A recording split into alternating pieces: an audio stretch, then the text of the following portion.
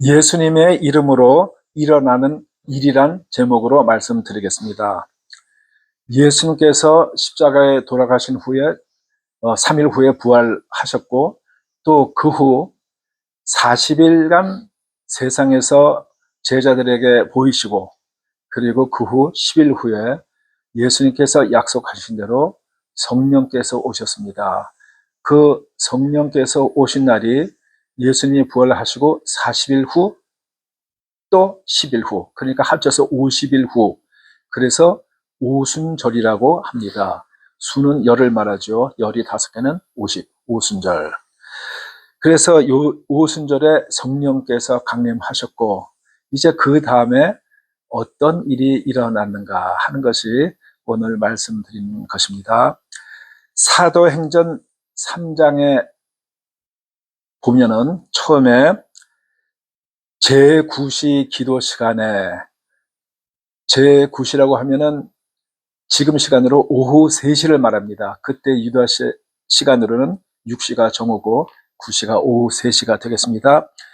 베드로와 요한이 성전에 올라가는데, 이제 성전에 그 계단이 있어서 올라간다 이런 얘기예요. 또 지방에서 예루살렘으로 올라간다 이럴 때는 예루살렘이 높은 지대에 있어요. 그리고 또 보통 우리가 서울에 올라간다, 수도로 올라간다 이런 뜻도 있는 거죠. 그러니까 수도로도 올라간다.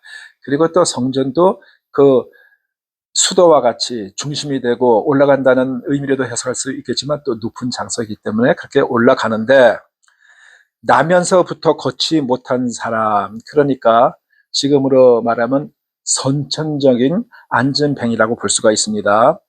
그런 사람을 사람들이 메고 왔다.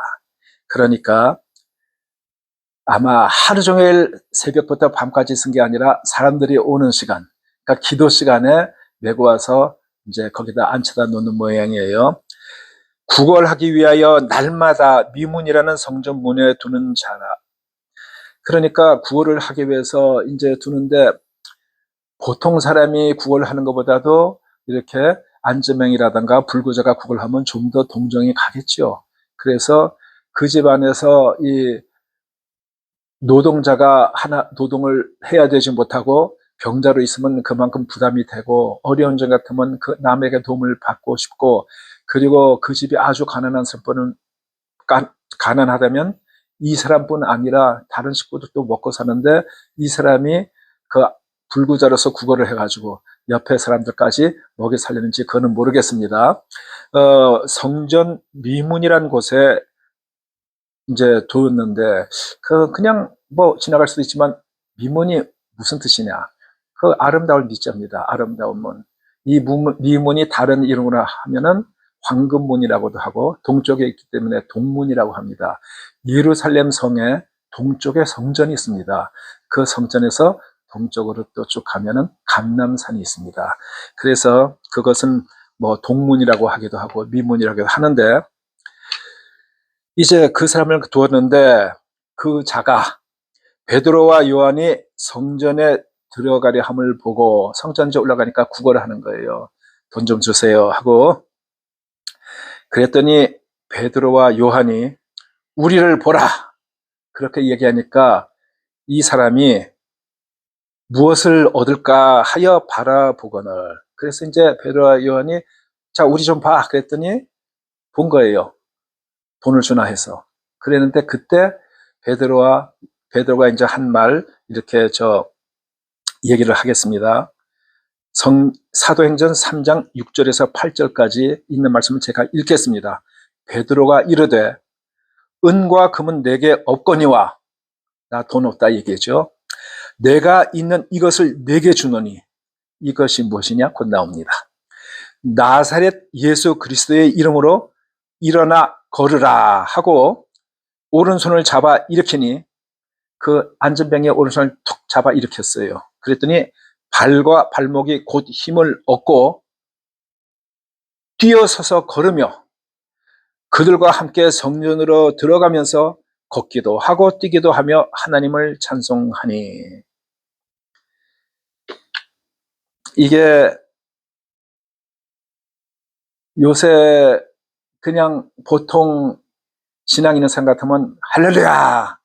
기적을 다 이적을 믿잖아요. 그런데 공부를 많이 한 사람, 의사, 과학자, 아니면은 재활의학하는 그런 의료원에서 일하는 사람들, 아니면 노인들이나 환자들을 케어하는 그런 뭐 간호원이나 그 일하는 그런 사람들이 이 말을 들으면은 도저히 믿어지지가 않을 거예요. 그러니까 어떤 면에서 보면은 지식인들이 하나님을 믿기가 더 힘들 때도 많습니다. 왜냐하면 그게 불가능한 일인데, 내가 한평생 봤는데 나이 드신 분들 침대에 누워가지고 오래 있게 되면은 근육이 다 없어져서 일어서질 못하는 거, 예외를 못 봤는데, 항상 오래 있으면 근육이 다 없어지고 그러다가 죽는 것인데, 어떻게 여태까지 날 때부터 안전병에 있던 사람이 갑자기 이래서 뛰냐? 에이, 거짓말. 이렇게 생각하는 사람 많이 있을 거예요.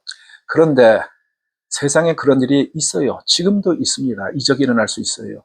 그런데 그것은 불가능한 일이라고 절대 믿지 않던 지식인이나 의사나 뭐 이런 사람들이 한번 봤다면은, 불가능한 일이 자기 눈에 보였다면 이제 그때부터는 그 사람이 혼동일 거예요. 저거는 일어나서는 안 되는데 어떤 것일까? 그래서 그런 사람이 믿게 되면은 조금 잘못될 수도 있어요. 왜냐하면 과거와는 반대로 이제는 신비적인 거, 이상한 거, 이적만 쫓아가다 보면은 이단으로 잘못 갈 수도 있습니다. 왜냐하면은 성령께서도 이적을 행하시지만 또 마귀들도 그런 기적을 일으키는 수가 있습니다.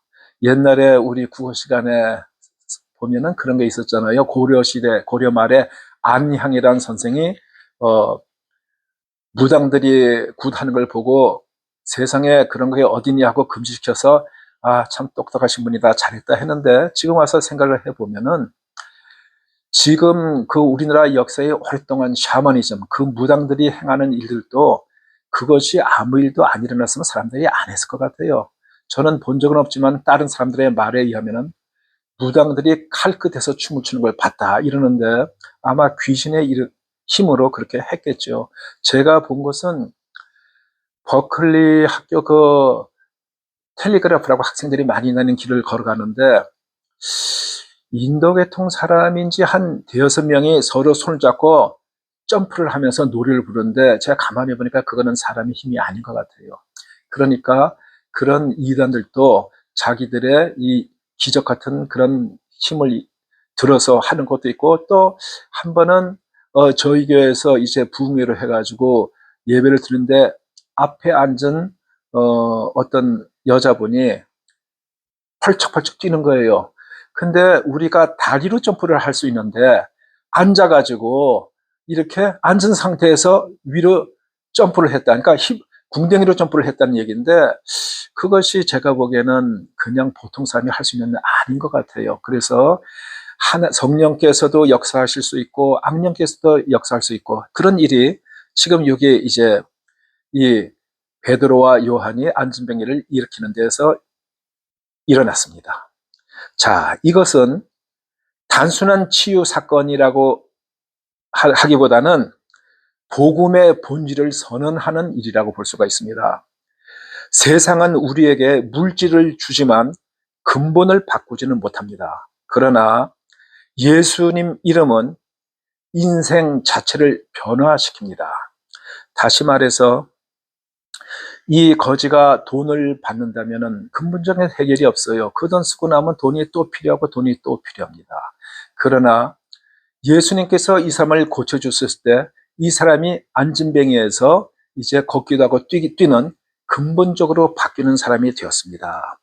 우리가 세상에서 물을 먹으면 좀 지나면 다시 목마르지만 예수님께서는 생수를 주신다. 영원히 목마르지 않는 생수. 그런 것과 다 비교해서 생각해 볼 수가 있습니다. 자, 우리는 무엇을 사람들에게 주고 있는가 한번 반문해 보시기 바랍니다.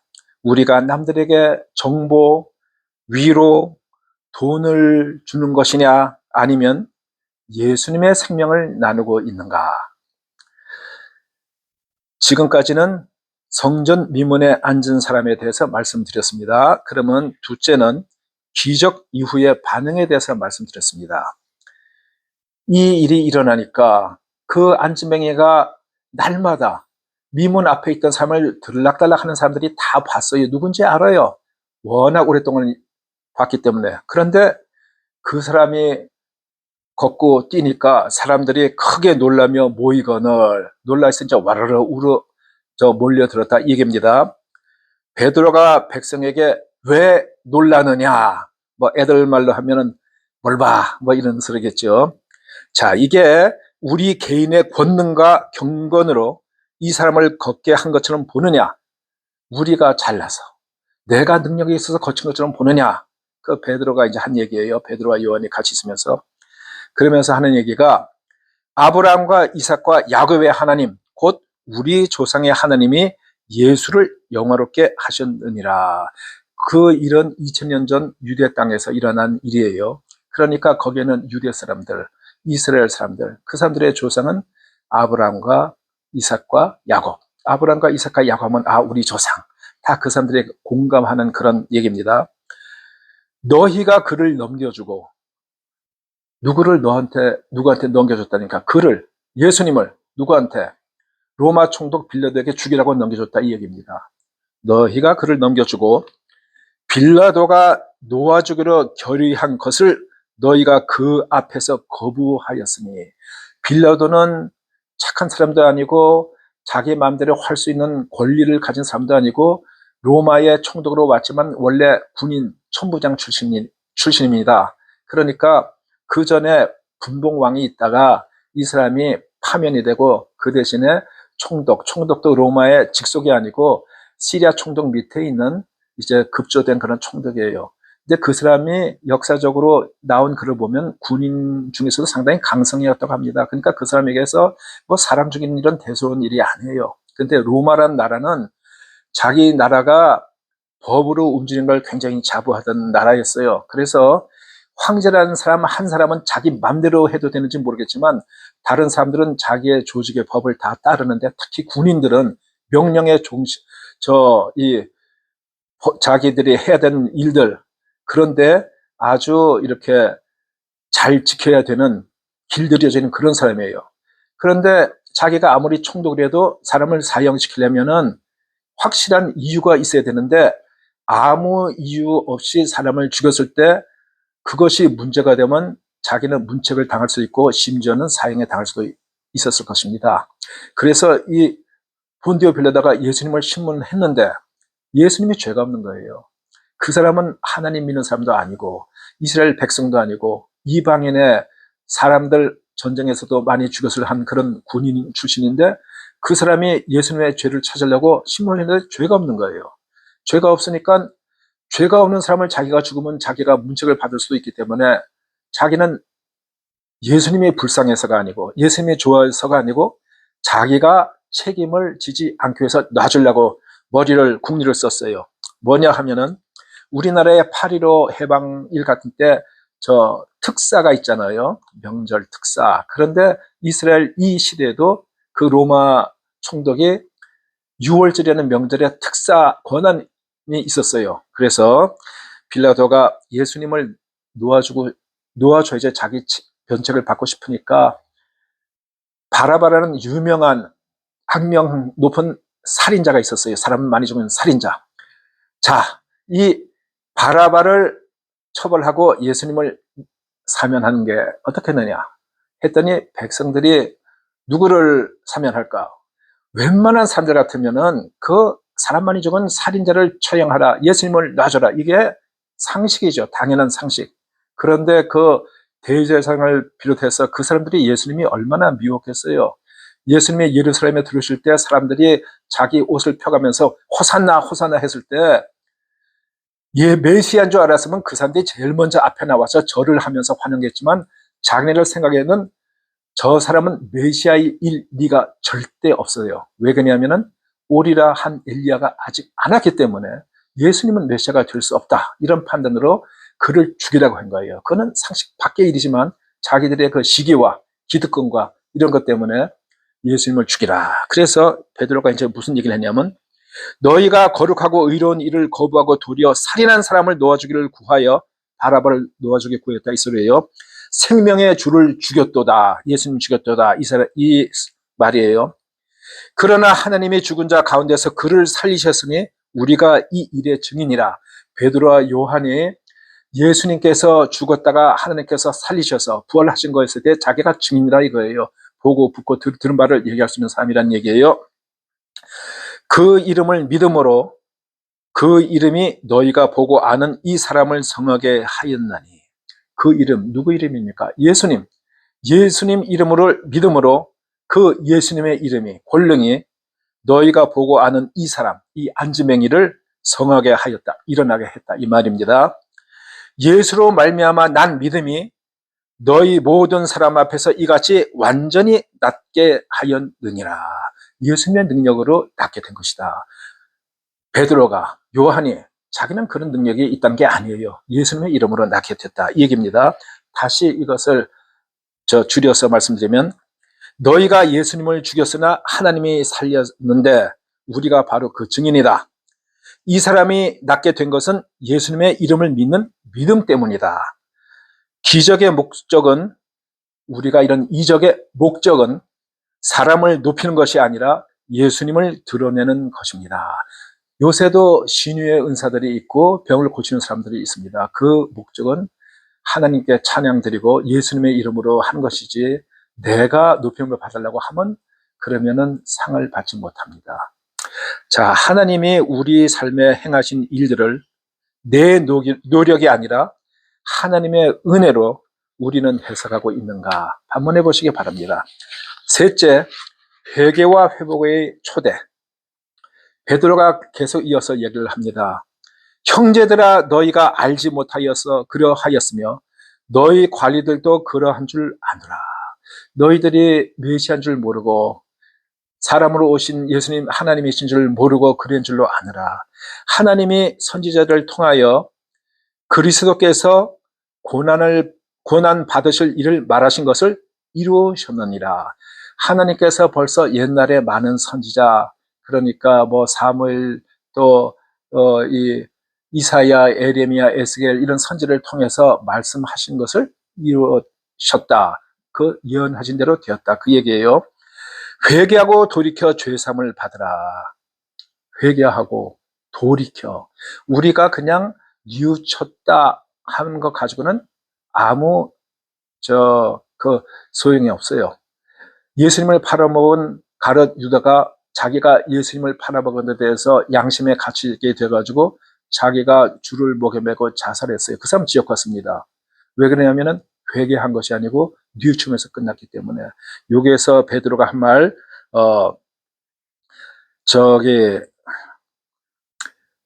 회개하고 돌이켜. 이 돌이킨다는 게 굉장히 중요한 얘기입니다. 죄사함을 받으라. 이같이 하면 새롭게 되는 날이 주 앞으로 이를 것이요. 새롭게 되는 날, 아마 중생, born again을 뜻하는 것이 아닌가 싶습니다. 하나님께 구원을 받고 그리고 하나님의 자녀가 되는, 또 주께서 너희를 위하여 예정하시던 그리스도 곧 예수를 보내시리니. 우리가 성경 읽을 때 주 할 때는 예수님을 의미할 때가 많이 있지만 또 하나님을 의미할 때도 있는데 여기서 조금 해석하기가 이상할 수가 있어요. 주께서 너희를 위하여 예정하신 그리스도 곧 예수를 보내시니. 아니, 예수님 이 당시로 돌아가서 보면 베드로가 말할 때 예수님 얼마 전에 돌아가셨는데 그리고 하늘로 올라가셨는데 근데 무슨 또 예수님을 보내시냐. 그거는 예수님 재림, 다시 오실 예수님을 말씀하는 걸로 저는 생각이 듭니다. 하나님이 영원 전부터 거룩한 선지자들의 입을 통하여 말씀하신 바 만물을 회복하실 때까지는 하늘이 마땅히 그를 받아두리라. 이 말을 했어요. 참 혼동이 되는 말이에요. 하나님께서 거룩한 선지자 입을 통해 가지고 만물이 회복이 된다. 근데 그때까지 하늘이 마땅히 그를 받아두리라. 무슨 얘기냐면은 만물이 회복이 된다는 것은 이 세상이 없어지고 새 세상이 되는 예수님의 재림 때를 얘기하는 겁니다. 하늘이 마땅히 그를 받아두리라. 그를 받아두리라는 얘기는 예수님을 하늘에 받아둔다. 그러니까 예수님께서 하나님 우편에 앉아 계신다. 그 얘기예요. 그러니까 예수님 초림과 재림 사이에는 예수님께서는 하늘에 계시고 그 대신에 성령께서 오신 날에 오셨다는 것입니다. 모세가 말하되 주 하나님이 너희를 위하여 너희 형제 가운데서 나 같은 선지자 하나를 세울 것이니 너희가 무엇이든지 그의 모든 말을 들을 것이라. 누구든지 그 선지자의 말을 듣지 아니하는 자는 백성 중에서 멸망받으리라. 신명기 18장 15절에 있는 말씀을 베드로가 인용한 것입니다. 여기에서 나 같은 선지자 하나, 예수님을 두고 하는 얘기입니다. 자, 그렇게 하였고 또한 사무엘 때부터 이어 말한 모든 선지자도 이때를 가리켜 말하였느니라. 예수님을 다 이렇게 얘기를 했던 것이다 이 얘기예요. 너희는 선지자들의 자손이요. 뭐 직접적으로 보면 아브라함도 선지자를 볼 수가 있고 또 많은 선지자들이 있었습니다. 또 하나님이 너희 조상과 더불어 세우신 언약의 자손이라.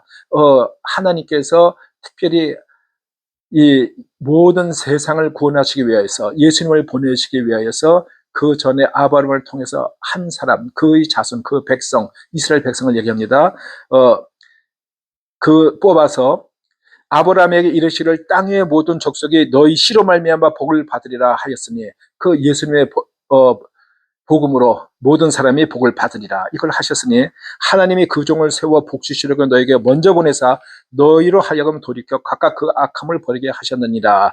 이 베드로가 백성들에게 이런 설교를 했어요. 그래 간단히 다시 말하면 회개하고 돌이키라. 그러면 죄사함을 받고 새롭게 되는 날이 이를 것이다. 자, 여기서 중요한 세 가지. 첫째, 알지 못하고 지은 죄도 회개해야 한다. 우리나라 사람들이 모르고 그랬잖아. 그러니까 괜찮잖아. 그렇게 그리고 사과 대신에 아이 모르고 그랬잖아 이렇게 하는데 그게 다른 나라에서는 통하지가 않습니다. 특히 미국에서는 재판 때도 모르고 그랬다는 말은 절대 통하지가 않습니다. 둘째, 회개는 방향 전환이다. 그러니까 회개는 돌이킨다 이런 거가 돌이키는 것이 중요하지 내가 잘못했다로 끝나면 그것은 소용이 없다는 얘기예요. 예를 들어서 동성애자가 나는 이제는 동성애는 완전히 끝내고 안 하겠다 이런 자세로 오게 되면 교회에서 다 받아들일 수가 있지만 나 동성애에 대해서 가책을 느끼고 있지만 그렇지만 난 계속 할 거다. 그러면 그런 사람을 받아들일 수는 없는 겁니다. 셋째, 회개는 회복으로 이어진다. 무슨 회복? 죄사함과 자유함을 없는 그런 회복으로 이어진다 이런 얘기입니다. 또한 모세와 선지자들의 예언이 예수님 안에서 성취되었음을 강조하고 있는 겁니다. 회개는 단순한 후회가 아니라 삶의 방향을 하나님께로 돌린다는 그런 얘기입니다. 결론을 말씀드리겠습니다. 자, 나는 무엇을 가지고 살아가는가? 은과 금인가 아니면 예수님의 이름인가? 나는 누구를 드러내는가? 나 자신인가? 예수 그리스도인가? 나는 돌이켰는가? 여전히 같은 자리에 있는가? 아니면 변화되었는가? 오늘 하나님은 우리에게도 말씀하십니다. 일어나라, 걸어라, 새 삶을 살아라. 우리 안에 있는 예수님의 이름이, 예수님 이름의 능력이 여러분의 삶의 자리에서 실제로 나타나기를 바랍니다. 감사합니다.